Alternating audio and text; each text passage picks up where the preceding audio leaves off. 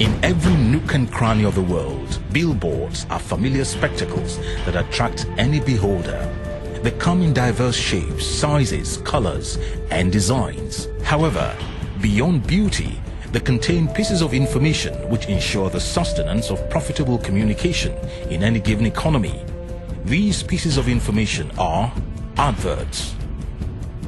Outdoor advertising has come a long way in Nigeria. Leading the vanguard of this sector is Afro Media, the pioneer outdoor advertising company. Being Nigeria's West Africa's foremost energy sector insurer, IEI knows a thing or two. With annual oil revenue of $40 billion touching every facet of life, Africa's most populous nation can rest assured she's on a sound platform, covering all your best intentions. IEI, the energy to care.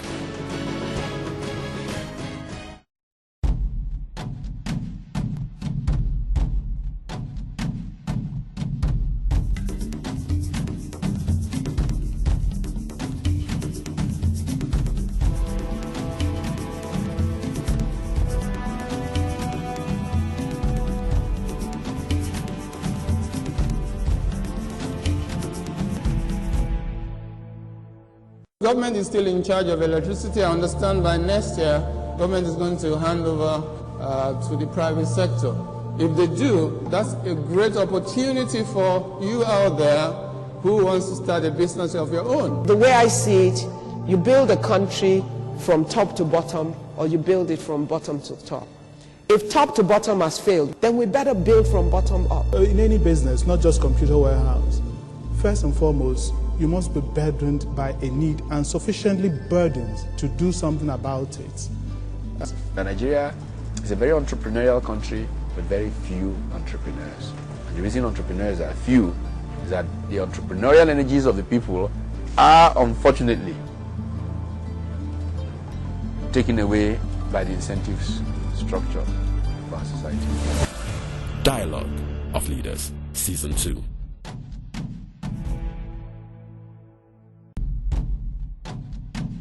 We're here live at the studio recording of the second edition of Dialogue of Business Leaders.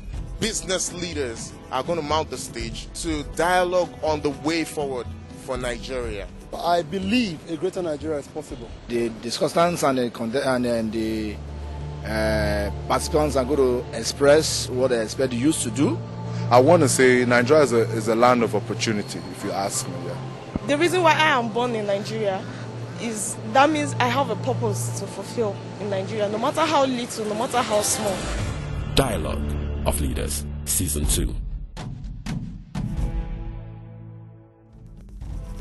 Armed with a master's degree in development economics from Reading University, vast business management experience spanning over 2 decades, including an interesting 8-year career with Microsoft Corporation, a publisher, a consumer banker, a highly successful businesswoman, an international media personality, an advocate of creativity and innovation in the banking sector. She's one of the few women to have made a mark in a highly competitive and male-dominated industry. For the 2nd year in a row as moderator of the Dialogue of Nigerian Business Leaders, ladies and gentlemen, CELINE Loader.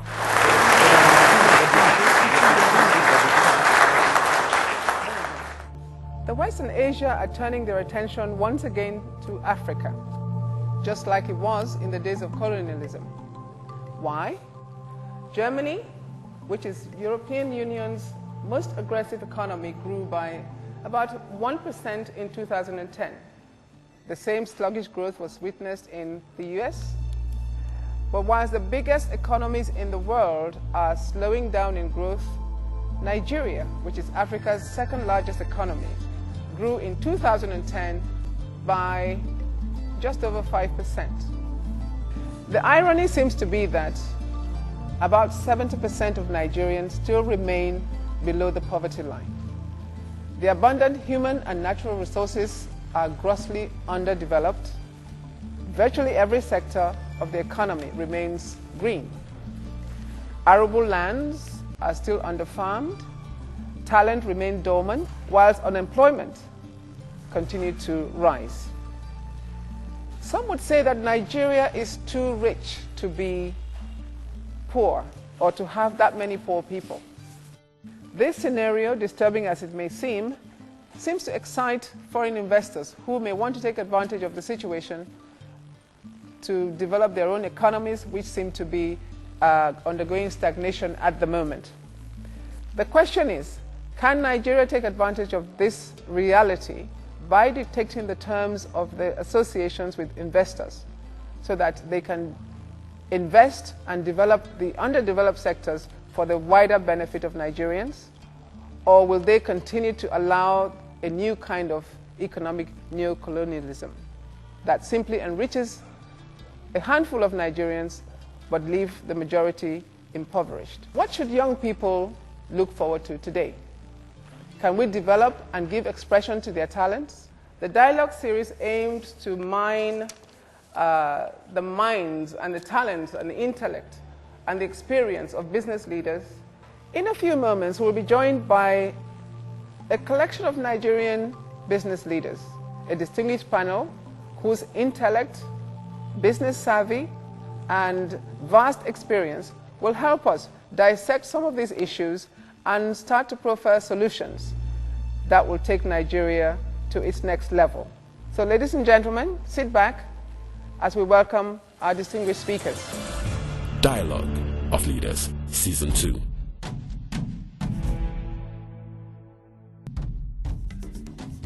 He exemplifies passion and commitment. He represents the Nigerian dream, which thrives on creativity, tenacity, and persistence. He believes in starting small and growing big. He's a pioneer in the Nigerian energy insurance sector, a trained accountant who combines his knowledge of accounting, his passion for innovation, and his experience in the petroleum development industry to forge new possibilities for Nigerian companies in an industry that's dominated by foreign conglomerates. Always undaunted by challenges and risks.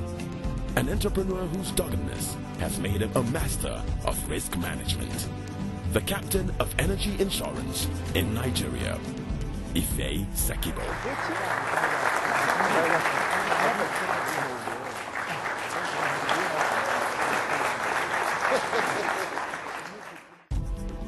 With a master's degree in nuclear physics, a 14-year career with one of the world's most coveted information technology brands, Hewlett-Packard. This man's resume is surely intimidating, yet his modesty is worth emulating. Well-versed in research and development, manufacturing development, electronic banking, his name strikes awe in the card payment solutions industry. An entrepreneur, a business leader, former managing director and CEO of Value Card Nigeria PLC, currently the managing director of Central Securities and Clearing System, CSCS, Kyari Bukar.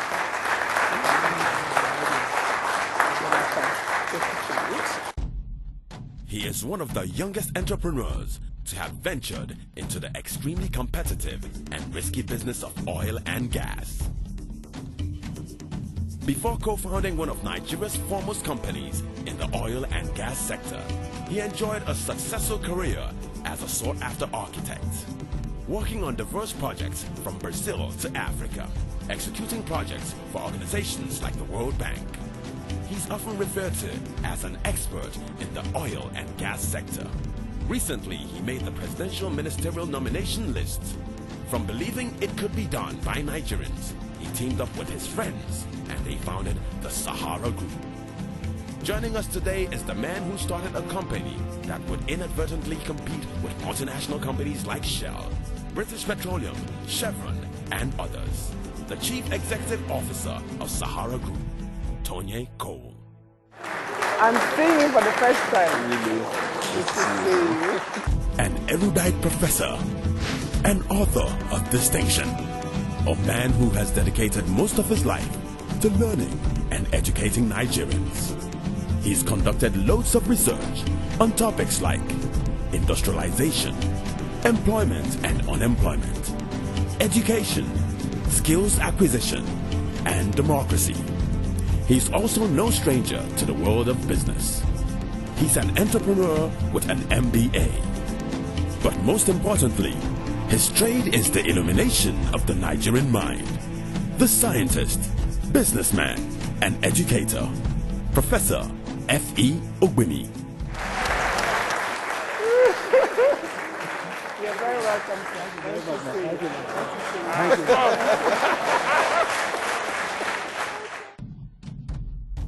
Venturing into risky terrains is his specialty.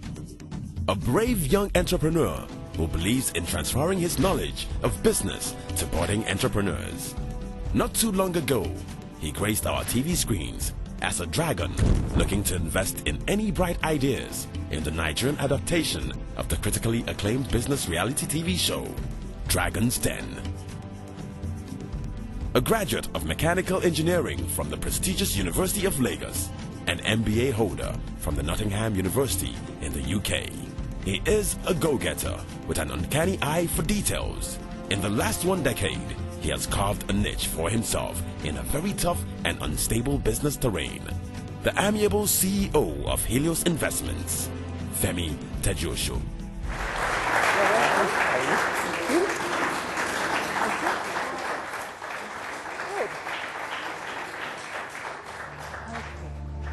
We are indeed honored to have these brilliant minds in our studio today. But before we get started on the dialogue, let's examine the premise for our discussion today, captured in this short video. Watch.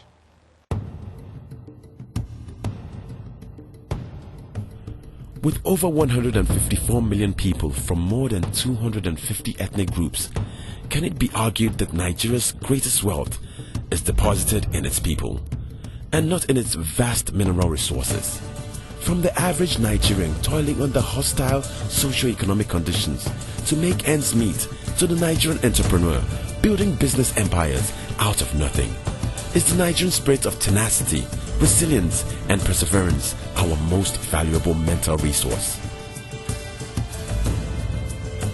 Despite the fact that 51 years after independence, we still struggle as a nation, plagued with economic hardship, political instability, and civil restiveness, yet we're still one nation, surviving against all odds. A nation torn by conflicts, poverty, and hardship, yet bound together by the glue of its people's strong will and can-do spirit. Many have asked, sometimes pessimistically, is a greater Nigeria possible? But the answer is evident in the everyday lives of some of Nigeria's greatest achievers. Young entrepreneurs are developing new business ideas from perseverance. Young artists are building a global industry from sheer tenacity through the willpower of the Nigerian people. The Nigerian brand is gaining international recognition. John F. Kennedy said, "Ask not what your country can do for you, but what you can do for your country." The people have contributed to the prestige of this great nation. The people won the Nobel Prize. The people built Nollywood. The people built the Nnewi spare parts markets. The people built Computer Village. These same people built Broad Street. These same people built the ground-up pyramids of Kano, the cocoa wealth of the West, and the rubber and timber prosperity of the Midwest, and the oil palms of the East. These same people are building much more, all out of nothing. So it is inevitable to look to the people to draw the blueprint to make a greater Nigeria possible.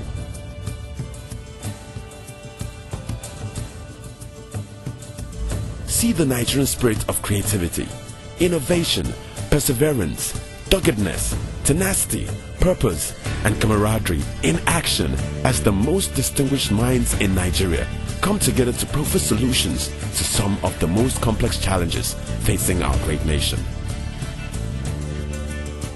The Nigerian business titans are back this year to engage you in a mind-blowing discourse on the past, present, and future prospects of the Nigerian socio-economic environment. This time, these business leaders are on stage once again to discuss the steaming issues of the day. issues of growth and development, issues about faith in the mind's capacity for wonders. They are not here to discuss problems, but how to translate our potential into wealth. This has eluded Nigerians for 51 years. This season, these established leaders of highly successful Nigerian businesses come armed with more than just opinions. They dare to proffer innovative solutions to challenges facing various sectors of the Nigerian economy. From energy insurance to out-of-home advertising, from energy exploration to manufacturing, they've been there. They've harvested in a climate plagued with bad harvests. And now they're coming together to share their secret in a bid to encourage young Nigerian entrepreneurs and business owners. Dialogue of Leaders, Season 2. So as you can see, collectively, it's a wealth of experience we have on stage. So let me start, first of all, with a quick rundown down the line as to why you think, despite these resources that Nigeria is blessed with, why Nigeria is still a poor country. Just a quick thought on that. My own philosophy about why we fundamentally are in the state that we are today is very simple and basic, and that is that there is a fixation on government as the source of creating opportunities of jobs, and people go into government for wrong reasons. And fundamentally, government is there to serve the people and create the enabling environment so that businesses can spring up and create the jobs and add values, as the Prof had mentioned. And in so doing, you actually grow the economy much quicker, more efficiently. And so government's role should be that of bringing down barriers, making it less bureaucratic, less cumbersome for a business person to start a business, be it small or big. But why are we not doing the right things? It's not as if we're bereft of ideas or the reasons why, but why are we not doing the right things? Is there something cultural? Is there something, what is the bottleneck? The bottleneck for me is what's the individual's aspiration. As a collective entity called Nigeria, what's our direction? Do we have a vision? We had a discussion backstage, and we said to ourselves, if somebody walks into this hall, say you're all Nigerians, what ties you together? For me, vision is key. Vision without some clear goal will be where we are again. Mr. Cole, if that is the case, what do you think in that context we can do as Nigerians? Okay. Because we don't have to. No, we can still grow and grow in a way that still transforms the country, but maybe without having that unifying vision. Is it possible? No, that's not possible. So I'm sorry about that. We cannot grow unless we have unified ideology, vision, whatever you want to call it. We must be heading in one direction. So I would not agree that we can grow without that, but that's beside the point. To answer your other question,